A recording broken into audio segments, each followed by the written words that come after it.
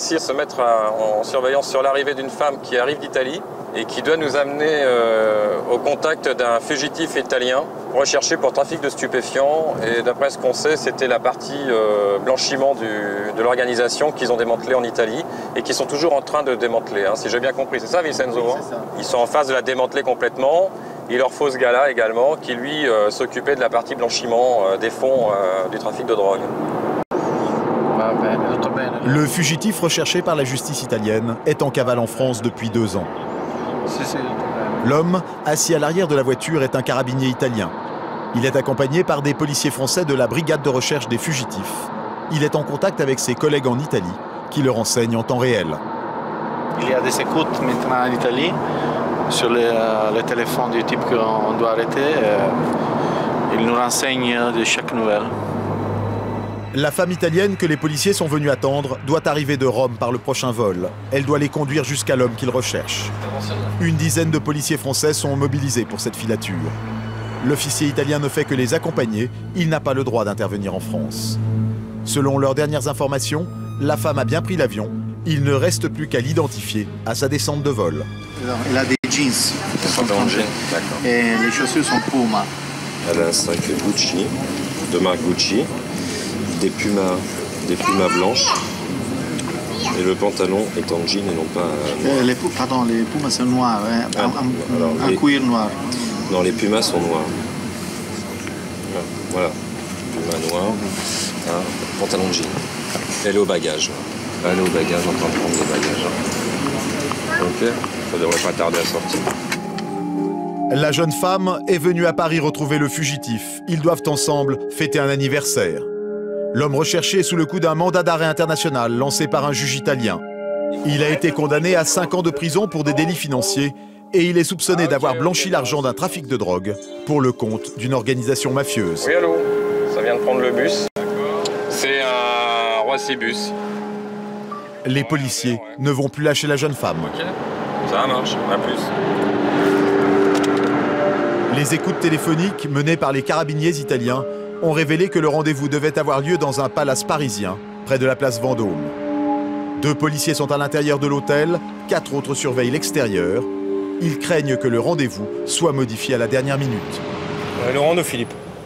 Bon, j'ai des nouvelles du dispo aéroport, hein, donc ils l'ont bien en main, 1m68, les cheveux blonds dans le dos avec une frange.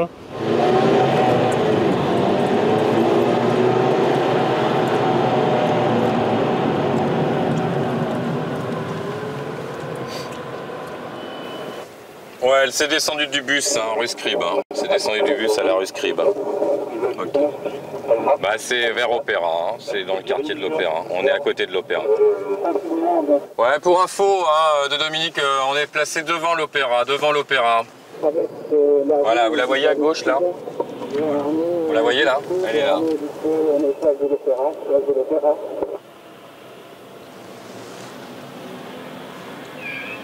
Ouais, c'est reçu Arnaud. Hein. Pour info, on l'a en visuel. Là, elle va arriver devant la bouche de métro. Attention, elle se glisse dans le métro. Elle glisse dans le métro, les gars. Elle prend le métro. C'est bizarre parce qu'elle est à 500 mètres à pied de l'hôtel. Donc, soit elle veut le faire en métro, soit elle va pas à cet hôtel. Allô? C'est descendu dans le métro, elle regarde un plan. Donc, ils sont pas très loin de nous, là. La gonzesse est partie en piéton. Bon, c'était pas vraiment prévu, on va voir. Faut attendre. C'est arrêté à l'Opéra, ça? Oui, normalement, ça me paraît logique. Mais faut espérer que ça arrive ici, quoi. Qu'il n'y ait pas un rendez-vous de prévu par ailleurs. D'où l'intérêt de l'avoir en physique, elle, quoi. Et là, elle est où, mes mères, exactement? Allô? La ligne 8, direction Palace. Sortie Concorde. Ok, ça marche. Okay. Ça sort à Concorde. D'accord, bon, ok, je fais passer le message. Ok, c'est reçu, je me pose Rivoli, angle Castiglione. Là, elle arrive rue Castiglione, hein, d'accord? Donc elle arrive sur vous, là.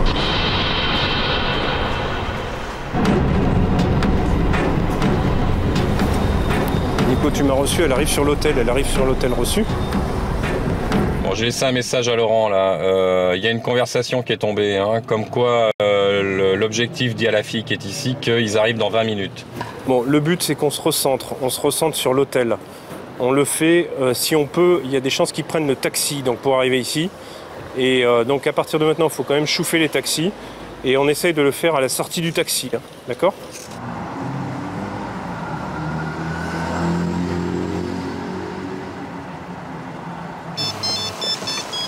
C'est chaud. Oui, Fred. Tu crois qu'ils sont là? Ouais, ok. Ouais, mais vous répétez le message là? Et apparemment, ils sont dans l'hôtel. Tu confirmes?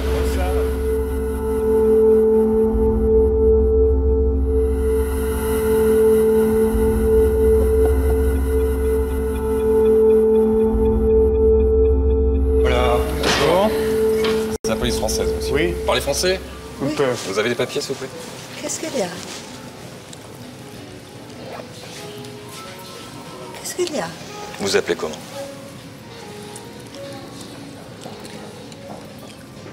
Qu'est-ce qu'il y a? Oui, ça Je pas, monsieur. Ok. Vous appelez comment? Oui. Votre nom, s'il vous plaît. Carlo. Carlo comment? Carnevale. Et vous êtes né le Janvier. en janvier? Sortez les mains de la poche, s'il vous plaît. Ok. Monsieur, on va vous emmener pour faire un contrôle d'identité. Et votre vrai nom, c'est quoi, monsieur? Comme? Votre vrai nom, c'est quoi? Tu peux l'expliquer en italien? Signor deve seguirci. Va bene. L'officier italien a appelé le fugitif par son vrai nom. Ce dernier comprend qu'il ne s'agit pas d'un simple contrôle d'identité. Vous avez un mandat d'arrêt. C'est une procédure Schengen dans le cadre de l'exécution d'un mandat d'arrêt européen. Vous allez nous suivre et vous serez remis aux autorités italiennes. Ok. Ok, monsieur? On y va? Allez. Ok. Qu'est-ce qui se passe? C'est un mandat d'arrêt italien. Madame, je dois vous dire que monsieur a un mandat d'arrêt international. Nous devons l'arrêter. Mais c'est mon anniversaire. Hein. Eh oui, on sait. Vous pouvez me montrer vos papiers, s'il vous plaît? C'était là, monsieur. Aspettate un attimo. No, questa è una cosa della Eh, polizia. moi, j'ai rien à voir avec ça, c'est la police française. Hein. Mais il est rentré dans l'hôtel, donc on a eu confirmation par le couple qui était à l'intérieur de l'hôtel, et donc il s'avère que c'est bien lui. A priori, il y a des faux papiers sur lui, donc on va voir tout ça. Hein? On y va, monsieur? Je vais rien pour dormir ce soir. Hein. Ah, mais demain, ce soir, on va pas dormir à l'hôtel, monsieur. Oui. D'accord? Allez, le téléphone dans la poche. Non, donnez-moi votre Ouais, téléphone. allez, parce que ça comme suffit. Ça arrêtera Allez, de vous allez, hop. Il en a un deuxième, là. Votre deuxième téléphone, il est où? Allez, c'est bon, on y va. Allez, monsieur, maintenant on y va, maintenant. Allez, ça suffit.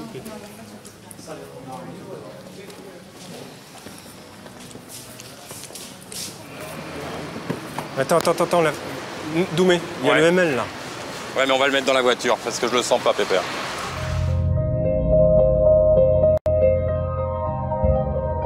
Le fugitif italien pensait passer un week-end paisible à Paris dans un palace.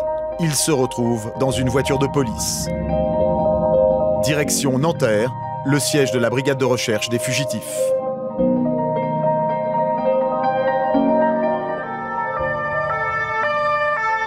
Oh, il arrive, c'est la classe quand même, le costume, le 4x4 Mercedes, l'hôtel qui va bien. Il n'a pas décliné son véritable nom. Bon, on l'a reconnu sur photo, on confirmera avec les empreintes qui nous ont été transmises par les autorités italiennes. Donc ça confirmera son identité. Je pense qu'à partir du moment où il a entendu parler en italien à côté de lui, il a tout de suite compris, quoi.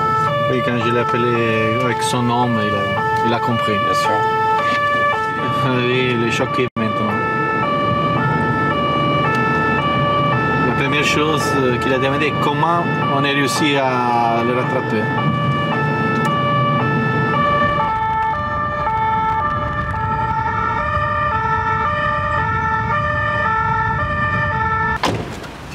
Arrivé à Nanterre, les policiers ont 48 heures pour présenter l'homme à la justice. Avant son extradition en Italie, il sera mis en examen pour usage de faux papiers d'identité. Bon, il faut le placer en rétention. Roméo, tu lui fais sa rétention. Comment c'est le nom? Ouais, monsieur. Daniele. Ouais, magnifique. Ok. Bon, Fino alle 5:50. D'accord. On va pas le mettre en X, hein. Tu le mets directement sous sa véritable identité. Ouais, pour la rétention, tu le mets sous son identité. Il faut prendre un numéro de procédure. Attends, je vais appeler le magistrat. Vous saviez rechercher? Bien sûr, puisque vous avez des faux papiers. Donc c'est une carte d'identité italienne, hein. C'est une fausse carte d'identité. Des faux documents habituels, quoi. Donc pour réussir une cavale, en premier, il faut avoir des faux papiers, donc faux documents d'identité. Donc voilà ce qu'il nous a présenté. Hein. Vous pensiez être plus en sécurité en France ou vous pensiez être suivi, surveillé? Non, non, je dis qu'en France, je travaille plus tranquille. Moins de problèmes qu'en Italie.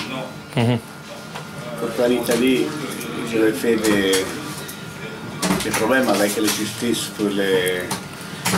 Et il est impossible pour moi de travailler en Italie. D'accord. Vous saviez qu'en France, on pouvait vous rechercher aussi? Ou qu'en Italie? En France, non. Vous vous sentiez recherché qu'en Italie? Qu'en Italie. D'accord. Est-ce que je peux vous demander depuis quand vous habitez en France? Une année que je suis en France. D'accord. C'est dans l'octobre de l'année passée. D'accord, ça fait 1 an, quoi. 1 an. Très bien. 1 an et mois. Parfait. Vous voyez, on n'est pas en sécurité même en France. Ça, c'est l'Europe, ça. C'est la sécurité, c'est la tranquillité. Oui. C'est différent. La sécurité, c'est une chose. La tranquillité, c'est autre chose.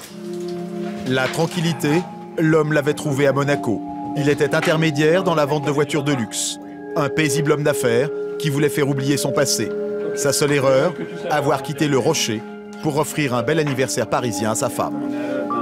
Dans quelques semaines, il sera extradé vers l'Italie, incarcéré, à moins de collaborer avec la justice transalpine et de bénéficier de la loi sur les repentis.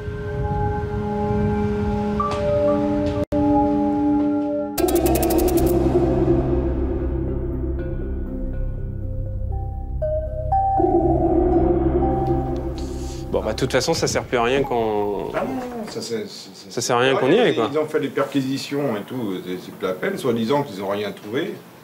À la tête de ce service, le commissaire Philippe Chadris. Cette brigade de recherche des fugitifs a été créée en 2003. Un tiers de son activité concerne l'arrestation de personnes recherchées par des pays étrangers, planquées en France. Le reste, des Français en cavale dans l'Hexagone ou à l'étranger. Le commissaire dirige une trentaine d'hommes, gendarmes et policiers, anciens des stupes, de la répression du banditisme ou encore de la lutte antiterroriste. Auparavant, il n'y avait pas de service qui coordonnait et qui centralisait la recherche des fugitifs. Et c'est vrai qu'il y avait un manque à ce niveau-là. Donc la DCPJ a décidé de créer ce service. Il y a des gens qui étaient condamnés à des lourdes peines et qui n'étaient pas interpellés, tout simplement parce qu'ils n'étaient pas forcément, ils n'étaient plus recherchés. Ils n'étaient plus recherchés par aucun service. Donc c'est aussi notre raison d'être. Les policiers de la brigade effectuent en moyenne une 60aine d'arrestations par an. En tout, il y aurait près de 5000 fugitifs recherchés par la justice pour des infractions graves. Ils sont classés par genre dans ces albums. Des évadés de prison, des personnes réfugiées à l'étranger ou encore des individus condamnés par contumace à plus de 15 ans de prison. La plupart de nos dossiers sont des dossiers d'initiative, c'est-à-dire on décide on a la liste des individus condamnés par contumace avec la liste des prescriptions. Régulièrement, je prends cette liste et je donne au groupe des dossiers en disant voilà, on a ce type est recherché, il a été condamné à perpète il y a 15 ans, ce serait intéressant de voir ce qu'on peut faire. Kuhlmann, un pédophile qui était recherché depuis plus d'une dizaine d'années, qu'on a retrouvé dans un monastère en Colombie, dans une zone FARC. Il a fallu intervenir avec l'armée pour sécuriser le périmètre. Lansol, escroc notoire, beau voyou de la région perpignanaise, qui était en fuite depuis une petite dizaine d'années, qu'on a retrouvé au Portugal. Donc on a travaillé avec cette photo et on l'a récupéré dans cet état-là. Donc pas mal quand même, il s'était fait une santé. 6 mois d'enquête à peu près. Milliardaire. Alain Dulion. Ah, belle personnalité, Alain Dulion. Alain Dulion, c'était l'organisateur de la plus grosse importation la plus grosse saisie en tout cas de cocaïne en France. C'était à Tigerie, c'était en 99, Tigerie en Seine-et-Marne, où on avait saisi à l'époque dans l'Essonne, exact. À Tigerie dans l'Essonne, on avait saisi à l'époque 1 tonne de et c'était lui l'organisateur. Plus de son, plus d'image, bien sûr, au moment des interpellations, il avait disparu et on l'a récupéré après sur Alicante. On avait fait des belles filatures là-bas en Espagne. C'est au Mexique que le service va réaliser son coup le plus médiatique, avec l'arrestation de cette femme, Hélène Castel. Les faits remontent à 1980. Hold-up sanglant, rue Lafayette. Ce jour-là, Hélène Castel participe à un braquage signé Action Directe, le groupe d'extrême gauche. Son rôle est marginal, mais l'opération fait un mort et plusieurs blessés. Hélène Castel s'enfuit et s'installe au Mexique, dans cette modeste maison. Elle se fait appeler Florencia Riviera Martin, devient psychothérapeute, fonde une famille et s'engage dans la défense des plus humbles. Le 16 mai 2004, 4 jours seulement avant la prescription de sa condamnation par contumace à la prison à perpétuité, les policiers français de la brigade de recherche des fugitifs débarquent. Elle est extradée vers la France. Son procès s'ouvre à Paris en janvier 2006. Philippe Bilger est l'avocat général de cette affaire hypermédiatique. Malgré sa première condamnation à la prison à perpétuité, le magistrat ne demande qu'une peine symbolique, 2 ans de prison, une condamnation couverte par la détention provisoire qu'elle a effectuée avant son procès, une clémence inédite dans les annales de la justice. On ne peut pas juger de la même manière un être qui se retrouve 20 ans plus tard devant la justice, même pour un crime grave, et celui qui serait jugé pour le même fait pratiquement le lendemain de sa commission. Donc cette fuite bénéficie de toute manière, peu ou prou, à la personne qui l'a mise en œuvre. La fuite n'est pas un délit, à moins de commettre des infractions durant sa cavale. En Corse, prendre le maquis est une tradition, surtout chez les militants nationalistes. En moyenne, sur 10 dossiers traités par la justice, 7 concernent des personnes en cavale. Impossible de connaître le nombre exact de fugitifs corses à l'heure actuelle. Les policiers ne souhaitent pas parler de ce dossier sensible. Dominique Tafani, militant nationaliste, a vécu 6 années en cavale sans quitter l'île. Le territoire est propice à disparaître. Parce que bon, c'est sûr que la police et la gendarmerie peuvent contrôler les axes routiers, mais la match, ils ne peuvent pas le contrôler. Il y a toujours des petits chemins, il y a toujours des sentiers, il y a toujours des villages perdus. Et c'est leur grande difficulté. On ne peut pas quadriller la Corse, elle est inquadrillable.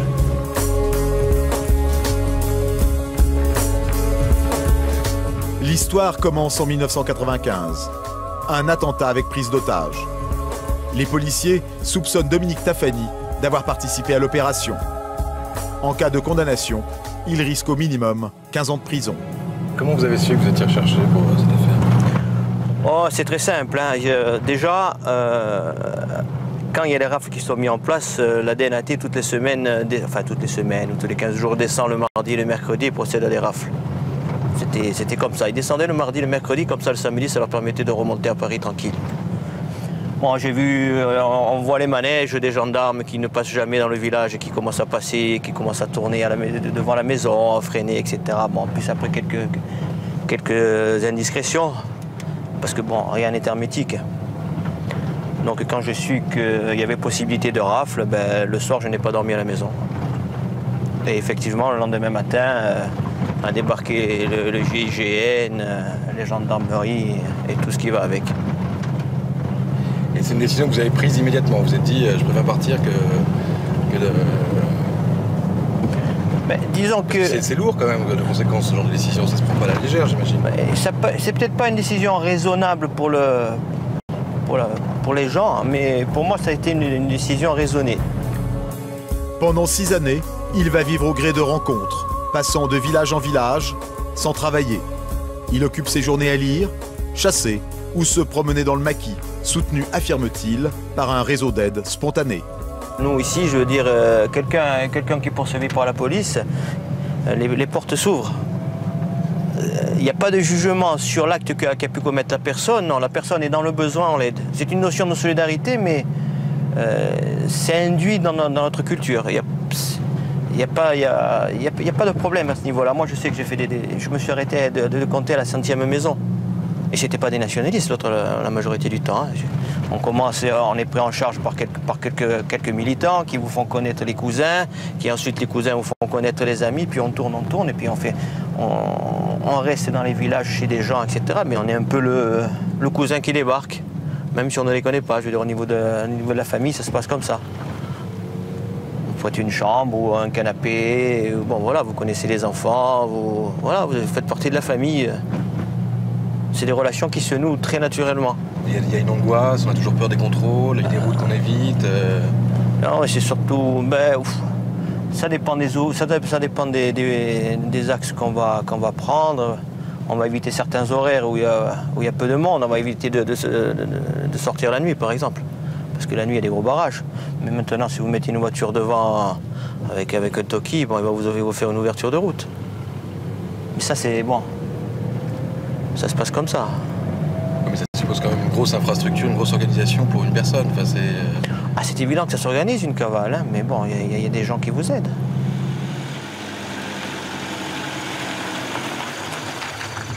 Ça paraîtrait presque simple. Pourtant, Dominique Tafani a dû faire des sacrifices. Durant sa cavale, il doit quitter la région de Porto Vecchio où il vivait avec sa femme et ses 2 enfants. Votre famille, par exemple, vous avez pu la voir, vous avez pu la rencontrer, vous avez pu la faire passer. En fait, les policiers, quand ils travaillent sur quoi? Ils travaillent sur la famille.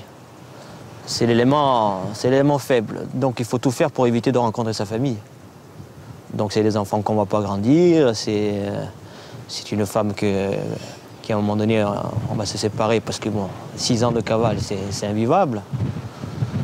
Donc on sait que la famille va éclater. On le sait, bon, je veux dire. Comment vous avez été arrêté? Eh bien, j'ai commis une grossière erreur. Un soir, je suis allé boire un café en ville à Ajaccio. Je rentre dans le café. Il y avait un café que je n'étais jamais allé. Je rentre dans ce café, il y a un monsieur. Je me regarde avec un monsieur. Il me semble le connaître, mais bon, je connais tellement de monde. Le monsieur part, et 5 minutes plus tard sont arrivés les gens de la BAC qui m'ont pris. Ce monsieur, c'était un RG qui m'a reconnu, qui a téléphoné à la BAC et qui m'a pris. Voilà. Ça a été la fin de la cavale au bout de 6 ans. Une erreur. Transféré à Paris, il sera jugé quelques années plus tard pour l'attentat de 1995. Verdict, Dominique Tafani est acquitté, mais il va tout de même être condamné pour des infractions commises durant sa cavale. Il y a eu à un moment donné un délit de fuite dans une voiture volée, dans laquelle qui a été abandonnée plus tard, dans laquelle on a retrouvé une pièce d'identité m'appartenant, une fausse pièce d'identité m'appartenant. Et donc pour cette affaire-là, j'ai été condamné à 5 ans de prison, dont 4 fermes. La peine est lourde, mais il faut préciser que dans la voiture, les gendarmes ont retrouvé aussi une liste d'armes et quelques cartouches. Dominique Tafani sera condamné pour association de malfaiteurs en relation avec une entreprise terroriste. Il vient de sortir de prison, il est encore en liberté conditionnelle avec bracelet électronique attaché à la cheville. La Corse reste une exception, car la plupart des fugitifs choisissent de prendre le large, vers l'étranger. Un tiers des arrestations des policiers français de la brigade de recherche des fugitifs se font en dehors des frontières de l'Hexagone. Nous sommes à Cadiz, dans le sud de l'Espagne. Ces 3 hommes sont des policiers français. 2 d'entre eux travaillent à l'ambassade de France de Madrid. Le 3e, en noir, vient tout juste de débarquer de Paris. C'est un des policiers de la brigade de recherche des fugitifs. Ils ont rendez-vous avec leurs collègues espagnols pour préparer l'arrestation d'une Française. Qui? Francisca? Février 65. Février 65. Le policier français enquête depuis 6 mois sur cette fugitive. Elle a été condamnée à 25 ans de prison par contumace pour avoir commandité le meurtre de son mari, un anesthésiste marseillais, retrouvé poignardé dans le coffre de sa voiture le 21 décembre 1998. L'ex-épouse est en cavale depuis 2004. Grâce à des filatures et des écoutes téléphoniques sur sa famille, les policiers français l'ont repérée dans cette ville. Ses parents sont originaires d'Espagne.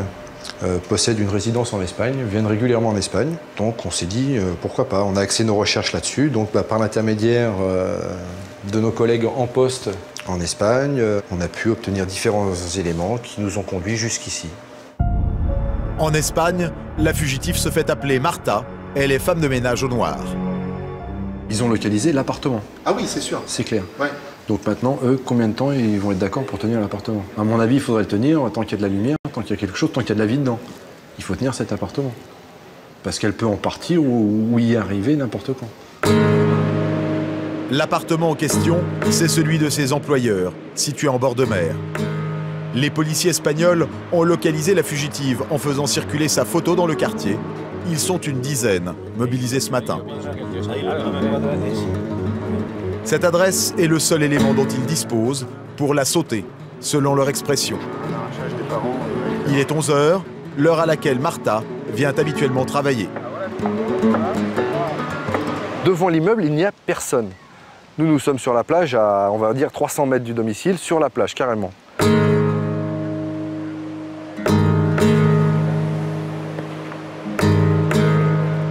Deux heures plus tard, Marta ne s'est toujours pas présentée.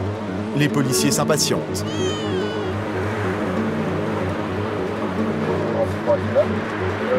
Un des Français décide de monter chez le couple d'employeurs.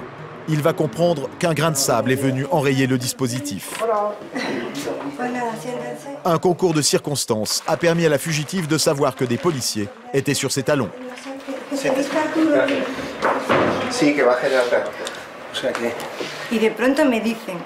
Et une voisine m'a dit, j'ai vu une photo de Marta. Je lui ai dit, une photo de Marta? Oui, oui, je t'assure. Mais qui la cherche? Elle m'a dit, c'est la police judiciaire qui m'a montré une photo de Marta et je crois que c'était Marta. Du coup, la patronne décide d'appeler sa femme de ménage pour lui demander des explications. Pensant bien faire, voilà, elle a commis une erreur, c'est qu'elle a téléphoné tout de suite à Marta, donc son employé, pour lui dire, voilà, les policiers sont dans le quartier, ils te recherchent, je ne comprends pas, mais bon, je ne pense pas que ce soit toi. Et voilà, et cette personne, aussitôt raccrochée, elle est partie dans la nature. Pour retrouver sa trace, les policiers vont tenter un coup. Attirer le compagnon de la fugitive dans l'appartement, sous prétexte de lui remettre son salaire du mois. Il sera là dans un quart d'heure, 20 minutes. Il arrivait d'ici 10 minutes, un quart d'heure, 20 minutes, et qu'il allait le temps d'aller chercher sa moto et qu'il arrivait. Donc il vient probablement en moto. De l'improvisation totale, en dehors de tout cadre légal. Au regard des textes espagnols, je n'ai rien à faire dans cette maison. Je suis là en tant que touriste. D'accord. Voilà, c'est pour ça que les Espagnols ne sont pas là non plus. Moi, je peux faire quelque chose qu'eux ne peuvent pas faire. Moi, je suis là en touriste. L'homme arrive.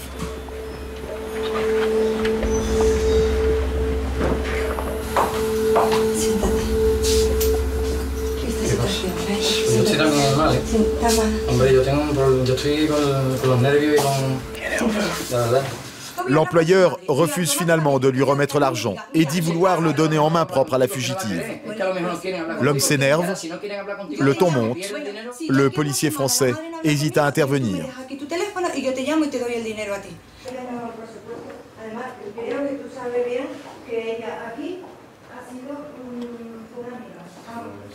J'ai bien cru qu'il allait l'agresser.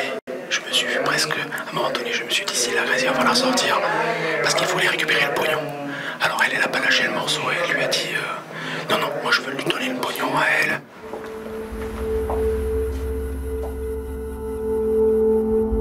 Comme prévu, l'homme repart sans l'argent. Les policiers vont pouvoir le prendre en filature. 3 semaines plus tard, la police espagnole arrêtera la fugitive grâce à cette surveillance. Elle a depuis été extradée vers une prison française. Depuis une nouvelle législation de 2002, les procédures d'extradition entre les pays de l'Union européenne ont été facilitées. C'est à l'extérieur des frontières de l'Europe que ça se complique pour les policiers. On a des gens qui sont à l'étranger, on fait des demandes d'entraide, on fait des demandes, la France envoie un mandat d'arrêt. Après, ça nous dépasse, on n'est plus maître d'œuvre. On ne peut pas aller, nous, sans l'autorisation du pays, dans tel pays, chercher quelqu'un, quoi. C'est impossible juridiquement. En dehors de l'Union européenne, ce sont les autorités politiques de chaque État qui décident des extraditions. Du coup, certains fugitifs vivent sans trop se cacher. C'est le cas de ce jeune homme, Sacha Roul, filmé en 2005 en caméra cachée. Il est réfugié à Marrakech. Il a été condamné par contumace à 15 ans de réclusion pour homicide volontaire sur la personne de Gilles Andruet, un jeune prodige des échecs. Il vit depuis 2001 dans ce palace qui appartient à sa maman. Pour obtenir son extradition, les autorités judiciaires françaises doivent passer par la voie diplomatique, et plus précisément par cet homme, François Barry de Longchamp, directeur du service des Français à l'étranger. Et là, ça se complique. Les autorités françaises, le ministère de la Justice, nous envoient une demande que nous transmettons à notre ambassade à l'étranger, dans le pays où se trouve la personne, qui va s'adresser aussi aux autorités de ce pays, qui vont regarder et qui vont prendre leurs décisions. Le cas de Sacha Roul, par exemple, au Maroc, qui est recherché depuis très très longtemps par la justice française. Alors, il y a des cas qui prennent beaucoup de temps. Il y a des cas qui prennent beaucoup de temps et je dirais, ça arrive, hélas, dans beaucoup de situations. Sacha Roul, pour échapper à la justice française, a obtenu la nationalité marocaine, le pays d'origine de ses parents. Un État, sauf de très rares exceptions, n'extrade pas ses ressortissants et la diplomatie française n'y peut rien. Grâce à ses protections, le jeune homme échappe à la prison. Il peut sourire. Il y a également apparemment des notions politiques qui rentrent en jeu. Plus ces personnalités, ces personnages sont proches du pouvoir en place localement, plus ça devient compliqué. On peut dire ça, mais on peut dire aussi l'inverse. C'est-à-dire qu'il arrive aussi que par des contacts diplomatiques ou des contacts politiques à haut niveau, on arrive à faciliter des règlements de situations qui étaient très difficiles à résoudre autrement. Donc cet aspect, bien sûr, il existe. Il y a un paramètre politique. Nous avons d'excellentes relations avec le Maroc, y compris sur le plan juridique, y compris sur le plan judiciaire. En matière de coopération judiciaire, nous avons d'excellentes relations et ça aide. Sauf dans le cas de Sacha Roul. Ça aide, oui. Mais sauf dans le cas de Sacha Roul. Dans la plupart des cas, ça aide à la facilitation de la situation. Renaud Van Runbeck n'est pas de cet avis. Juge au pôle financier du tribunal de grande instance de Paris, il traite beaucoup de dossiers internationaux. Pour lui, la tutelle de la diplomatie en matière d'extradition est loin d'aider le travail de la justice. J'ai rien contre les diplomates, mais en matière de justice, ça n'a jamais été vraiment un facteur d'accélération. Bon, parce qu'il faut ménager ceci. Bon, moi j'ai une autre idée de la justice, c'est que quelles que soient les frontières, on est tous à égalité devant la loi. Bon, là on est face à une inégalité manifeste, parce qu'on est face à des gens qui ont des moyens. En général, s'ils sont à l'étranger, c'est qu'ils ont des moyens, ils ont des appuis. Ils feront tout pour faire jouer ces appuis et pour assurer l'impunité. Donc en fait, les secrets d'une cavale réussie, c'est partir à l'étranger, avoir de l'argent et du soutien politique. Ben voilà. Ça, c'est l'impunité absolue. Une impunité qui ne vaut pas que pour les criminels. En cavale, on trouve aussi des hommes d'affaires recherchés par les magistrats du pôle financier. Parmi eux, Pierre-Philippe Pasqua, le fils de l'ancien ministre de l'Intérieur, dont le nom apparaît dans différents dossiers de pots de vin supposés. Il est poursuivi pour recel d'abus de biens sociaux. Le juge qui enquête sur Pierre-Philippe Pasqua, c'est Philippe Courroy, lui aussi magistrat au pôle financier. C'est lui qui est à l'origine des mandats d'arrêt lancés à l'encontre du fils de l'ancien ministre et d'autres de ses proches. Il ne s'est jamais exprimé publiquement sur ses affaires. Pourquoi Pierre-Philippe Pasqua n'est pas venu alors qu'il devait venir? Il avait été convoqué. Il devait venir. Et puis à la dernière minute, il n'est pas venu. Pourquoi il n'est pas venu? Et il n'est pas venu parce qu'il sait bien que les dossiers, ils sont pas bons. Nous sommes partis sur les traces de Pierre-Philippe Pasqua en Tunisie, un pays ami de la France. Un paradis touristique pour Français en goguette. La famille Pasqua est ici très connue. On trouve la photo de Charles Pasqua dans un musée, en plein cœur de la Médina, le souk de Tunis. C'est dans le coin le plus chic de l'agglomération que, selon nos informations, Pierre-Philippe Pasqua se serait installé. Sidi Bou Saïd, un village pittoresque. L'homme ne se cache pas vraiment. Au détour d'une rue, nous l'apercevons au volant de sa voiture. Pour repérer son habitation, nous allons avoir un coup de chance. Son papa lui rend visite régulièrement. Nous le reconnaissons assis à l'avant de ce gros 4x4, accompagné de gardes du corps. C'est en retrouvant le 4x4, garé devant cette maison, que nous identifions le domicile de Pierre-Philippe Pasqua. Devant la villa, des hommes, selon nos informations, des policiers français en civil font les 100 pas. Ils ne sont pas là pour arrêter Pierre-Philippe Pasqua, mais pour assurer la sécurité de son père, ancien ministre. Sans l'accord des autorités tunisiennes, ils ne peuvent de toute manière rien faire. Pour comprendre comment M. Pasqua peut vivre sans se cacher, dans un pays qui possède une convention d'entraide judiciaire avec la France, nous tentons d'obtenir une interview à son retour des courses. Il ne sait pas qu'il est filmé. Monsieur Pasqua, bonjour. Je suis journaliste pour lundi Investigation sur Canal+. J'ai vu les officiers de police de votre papa l'autre jour. Oui. J'ai essayé de vous joindre à plusieurs reprises, sans succès. Mais je crois à mon avis que vous allez continuer à essayer de me joindre. Je ne sais pas communiquer, je n'ai rien de spécial à vous dire. Je suis un Français qui habite en Tunisie depuis pas mal de temps. Ouais. Voilà. Donc je n'ai rien de spécial à... Je n'ai pas rien à dire. C'est intéressant, je veux dire, que vous vous exprimiez aussi, que vous... Je n'ai rien, mais écoutez, si on avait voulu m'entendre, c'est bien longtemps qu'on m'a entendu, donc aujourd'hui ce n'est plus d'actualité. Si vous êtes journaliste, vous connaissez, vous savez qu'il y a des échéances, il y a des échanges judiciaires, donc... Et vous voulez vraiment pas qu'on... Non, vous êtes gentil. Merci. Vous êtes sûr? Certain. Merci. Bon, au revoir, bon séjour.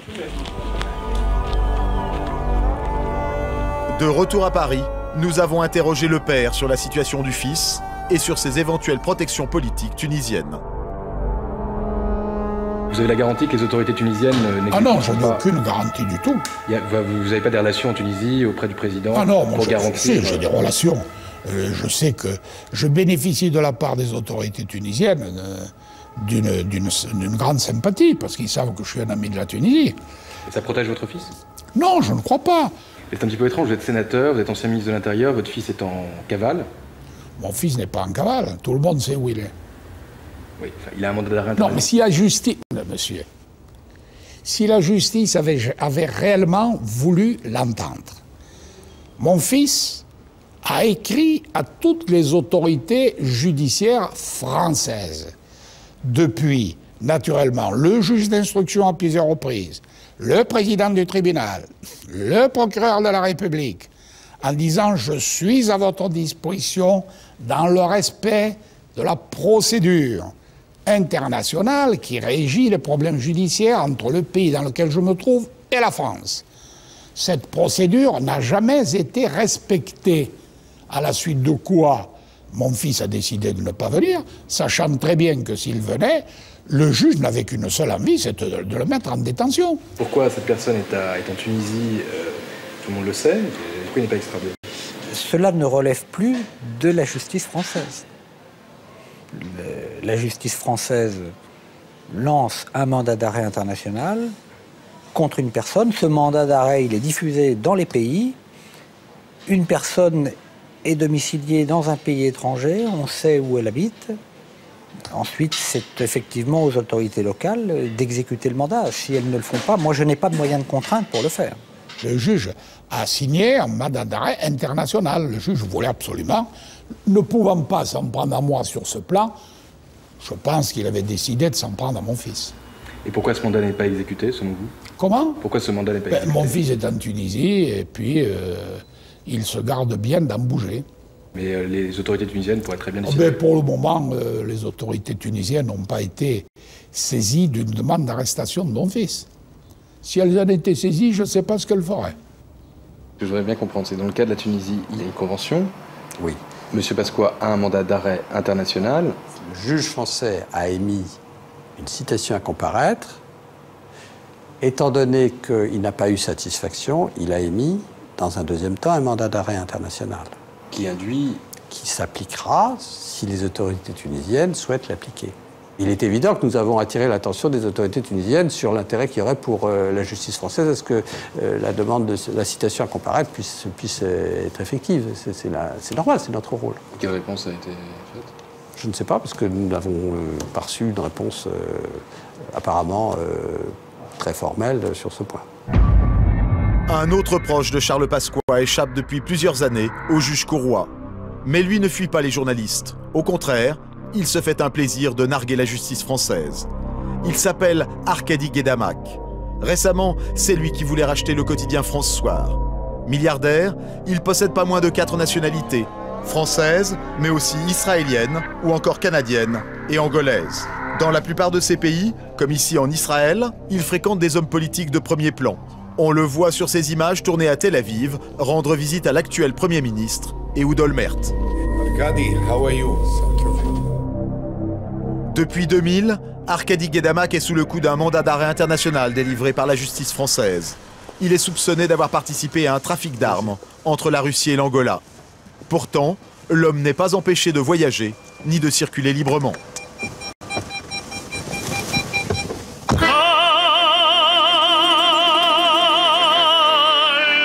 Nous l'avons retrouvé à Moscou, en Russie.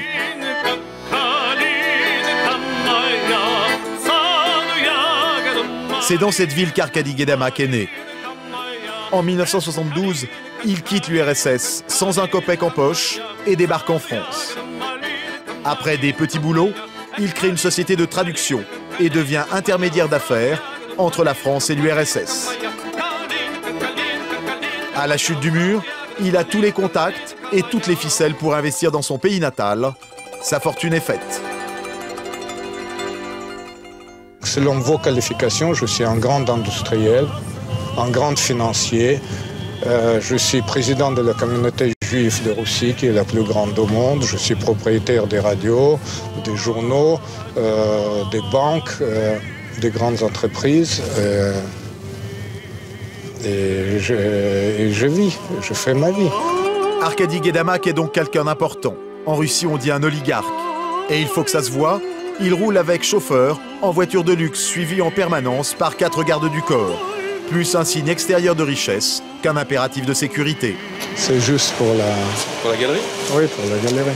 C'est vrai? Oui. Non, mais c'est comme ça ici. Sinon, les gens ne vont pas comprendre. Des gardes du corps pour la frime, il possède également un nombre important de pieds-à-terre dans la ville. Comme celui-ci, pas très loin du Kremlin, un appartement de 800 mètres carrés dans lequel il ne vient pas très souvent. Mais jamais ici. Si je viens jamais ici, peut-être une fois par mois. Un appartement pourtant richement meublé, la plupart des objets sont d'origine française et signés. Il les collectionne et en est particulièrement fier. Tout ça, c'est les objets qui sont dans mon appartement à Paris. Et... Vous avez fait faire un livre, carrément? Oui, plusieurs. J'en ai écrit plusieurs. Sur votre collection d'art? Oui. C'est mon appartement de Paris. Sa femme y vit toujours. Les gens, souvent, et c'est normal, ils pensent dans leur esprit consciemment ou inconsciemment, ils pensent que quelqu'un qui a un mandat, et à juste titre, quelqu'un qui a un mandat d'arrêt international, il doit vivre je sais pas, dans une maison isolée, sans électricité, derrière une cage à poules, et sortir la nuit quand il y a la lune pour prendre un peu de l'air, pour respirer, et dès qu'il entend le bruit des pas, il rentre dans son trou. Ce n'est pas son cas, il a pignon sur rue. Il possède un restaurant gastronomique en plein cœur de Moscou, dans lequel il vient régulièrement déjeuner. Le chef, bien sûr, est français. On mange bien ici. Et l'ambiance est bonne, le cadre est bon. Donc, qu'est-ce qu'on a de nouveau pendant mon absence? Parce que j'étais absent pendant 3 semaines. Votre absence... Voilà. Vous savez, vous aimez beaucoup le tuna, là, le thon que vous me demandiez, donc là je l'ai mis à la carte un petit peu différemment. Bon, j'ai pas vraiment de spécialité, je fais des choses, c'est léger, c'est méditerranéen un peu, pas de crème, très peu, des choses faciles à manger. Rien ne nous manque dans l'exil. Ah, vous savez, c'est étrange, moi je viens d'acheter hier en Israël une radio qui s'appelle l'Escapade. L'Escapade? Oui, pour quelqu'un qui a un mandat d'arrêt international, c'est un bon nom. C'est une radio très populaire, l'Escapade. L'homme affiche de prendre sa situation avec bonhomie. Pourtant, malgré sa liberté totale de mouvement en Russie comme en Israël, la France, affirme-t-il, lui manque. Il n'y a pas remis les pieds depuis son mandat d'arrêt, il y a 7 ans. Bien sûr, on s'habitue déjà aux autres endroits, mais c'est à Paris que j'ai vécu la plus grande partie de ma vie d'adulte. Mais même je ne suis pas libre. Je ne suis pas libre. L'affaire qui a provoqué sa fuite concerne une vente d'armes entre la Russie et l'Angola, un pays à l'époque en pleine guerre civile. Son président, José Eduardo dos Santos, a besoin d'armes. Le pays est sous embargo et n'a pas d'argent. Arkady Guedamac et Pierre Falcone, un autre homme d'affaires, vont intervenir pour fournir des armes russes au gouvernement angolais. Le juge Courroy va mettre son nez dans ce dossier et les accuser de trafic d'armes. Il accuse un groupe de gens de participer dans une vente illégale d'armes entre la Russie et l'Angola. Déjà, la loi française, la code pénal, dit que pour poursuivre quelqu'un, pour que la justice française puisse avoir la compétence dans une affaire de commerce d'armes, il faut que l'armement, techniquement, passe par le territoire français. Si une personne veut s'expliquer et qu'elle est en fuite, c'est devant la justice qu'elle doit le faire, c'est pas devant la presse. De quel droit un individu, c'est sa décision, sa seule décision, avait pris la décision de détruire ma vie, de détruire la vie de ma famille. Pourquoi est-ce que Guedamac ne vient pas en France? Parce qu'évidemment, qui sait qu'il en a tout le tour du ventre. Autrement dit, selon le juge, l'homme d'affaires ne serait pas aussi clair dans cette histoire qu'il le prétend. L'événement qui le décide à s'enfuir, c'est une perquisition chez son avocat. Nous sommes en juillet 2000. Alain Guillou a la surprise de voir débarquer dans son cabinet le juge Courroy. Motif, une transaction immobilière. Pour l'avocat, un prétexte pour accéder au dossier du milliardaire proche de Charles Pasqua. Il faut comprendre que, fort heureusement, les dossiers d'un avocat, qui concernent donc ses clients, sont protégés par le secret professionnel. Et la seule façon de pouvoir traverser le secret professionnel, en quelque sorte, eh bien, c'est d'impliquer un avocat dans la commission d'un délit. Guedamac, évidemment, apprend ce qui s'est passé, comprend immédiatement que c'est pas Guillou qu'on cherche, que Guillou n'est que la première marche pour accéder à autre chose. Eh bien, qu'est-ce qu'il fait? Il s'en va. Et vous dites quoi? Vous dites que si Courroy perquisitionne chez Guillou, oui. Ça, c'est pour vous, en fait? Vous soupçonnez? Mais bien sûr. Mais bien sûr. Mais au moins, avant tout, je vois que j'ai affaire à quelqu'un qui a certaines particularités psychologiques. Et donc, c'est là où vous prenez la décision de partir? C'est ça que je prends la décision de rester libre et de ne pas subir l'injustice. Un des arguments de M. Guedamac est de dire, il aurait été, d'après ces termes, pas traumatisé, mais en tout cas inquiété que vous mettiez son avocat, Alain Guillou, en détention provisoire dans le cadre de l'information.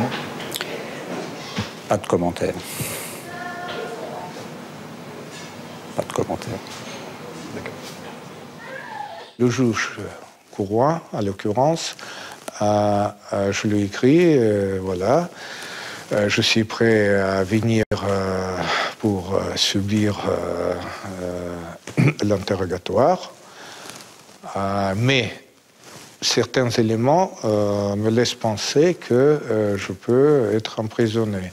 Donc, dites-moi par écrit que je ne vais pas subir cette injustice, et je suis prêt à venir, ou venez par exemple à Moscou, ou même à Bruxelles, parce que moi j'ai la possibilité de voyager. On ne va quand même pas inverser les valeurs. Ça n'est quand même pas le juge qui va se transporter vers la personne en fuite, qui lui enverra un Bristol pour lui dire quand, où et à quelle heure on accepte de recevoir le magistrat instructeur. Le magistrat instructeur, il est français, il est en France, il convoque une personne, la personne vient ou ne vient pas. Bon, bah, s'il ne vient pas, tant pis pour elle. Pierre Falcone, l'associé d'Arkady Guedamac, s'est présenté au pôle financier dans le cabinet du juge Courroy pour s'expliquer. Il passera 1 an en prison en détention provisoire avant d'être libéré. Depuis, l'homme d'affaires bénéficie d'une immunité diplomatique. Il est ambassadeur de l'Angola à l'UNESCO et vit à l'étranger. Face à des prévenus qui ne manquent pas de ressources, d'autres magistrats utilisent des moyens de pression différents pour éviter de voir leur mise en examen prendre le large. La détention, c'est parce qu'on a peur que la personne, si vous êtes en matière de meurtre, qu'elle recommence, qu'elle est dangereuse. C'est ça, la détention. Dans l'attente du procès, toujours. Mais moi, en matière financière, je crois plus aux sanctions financières. À une grosse caution. Oui. Qui garantit que la personne se présente à votre cabinet et devant la cour. Voilà. Quitte à la rendre, si on fait un non-lieu à la fin, on lui rend sa caution, et puis voilà, il n'y a pas de préjudice. Moi, j'ai souvent des discussions confidentielles, d'ailleurs, avec les avocats, pour essayer de trouver une solution. Parce que la solution, après tout, la personne, peut-être qu'on lui reproche des choses, peut-être qu'on se trompe aussi, ben, elle a des choses à faire valoir. Donc, ce qui est important, c'est de nouer ce dialogue, hein, sans céder sur le principe du fait qu'il y a le juge et la personne poursuivie, bien sûr, mais si la personne a des choses à valoir, après tout, ben, qu'elle vienne les faire valoir. Simplement, il faut des garanties financières pour pas que ça soit quelque chose qui soit comme ça en l'air et elle repart et puis on n'en entend plus jamais parler. Vous voyez ? Donc, mais très souvent, moi les avocats viennent très souvent me voir, ils prennent les devants et on trouve des solutions. La peur d'aller en prison avant d'être jugé serait donc la justification des cavales d'Arkady Guedamac ou de Pierre-Philippe Pasqua. Un luxe que tous les justiciables ne peuvent pas s'offrir. Face à ces puissants, la justice est impuissante, ou presque. Ben ça, c'est clair. C'est clair. Nous, on met le doigt quelquefois sur des trucs, mais les plus gros, de toute façon, on les a pas. Échec et mat.